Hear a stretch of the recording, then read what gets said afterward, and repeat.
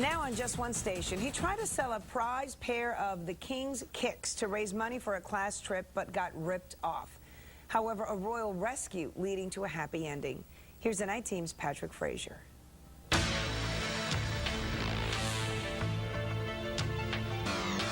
When you open a business, you go after customers. Frank Esposito opened a company called Scammer Guard to go after crooks. People that have been scammed, defrauded, misled.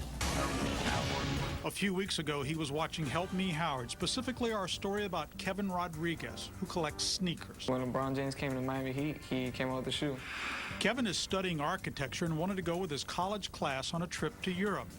To pay for it, he sold his prized pair of Lebron sneakers on Craigslist through PayPal for $700 to a man who called himself Freddie Bonilla. That would have put me very close to the trip, but now it looks like it's not going to happen.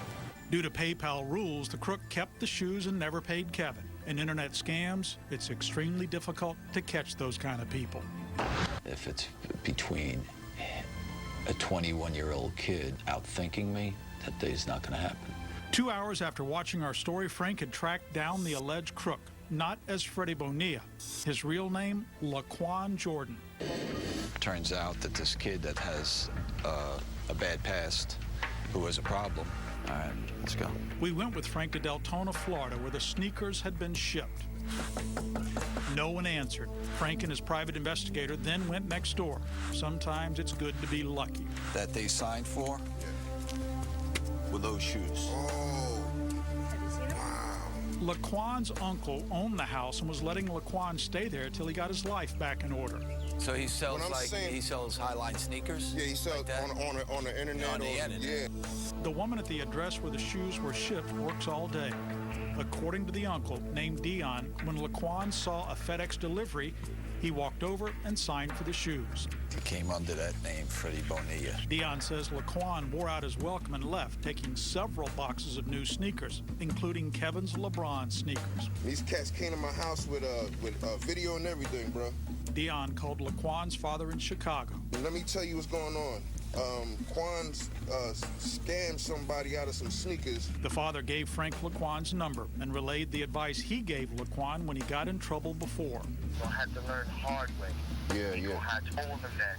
Let me find Laquan. Over the next few days, Frank exchanged texts with Laquan, who promised to return the LeBron sneakers and had the audacity to complain about the way they were shipped to him. He said, yeah, there's size 10.5. The kid never gave him extra laces. Not surprisingly, Laquan never returned the shoes. Frank and Kevin then filed a police report. The Volusia County Sheriff's Department, which covers Deltona, has opened an investigation and is looking for Laquan Jordan. Kevin's sneakers gone, his $700 stolen, and the class trip to study architecture missed. And then the Miami Heat and LeBron James got involved. Good to see you, man. After our Help Me Howard about Kevin being ripped off aired, a Miami Heat spokesman told us the Heat contacted Nike for these sneakers, and LeBron James happily signed them. We then asked Kevin to come check out some videotape. When he brought his family to 7 News, they had no idea what was in the box. Oh, my goodness. This is unbelievable.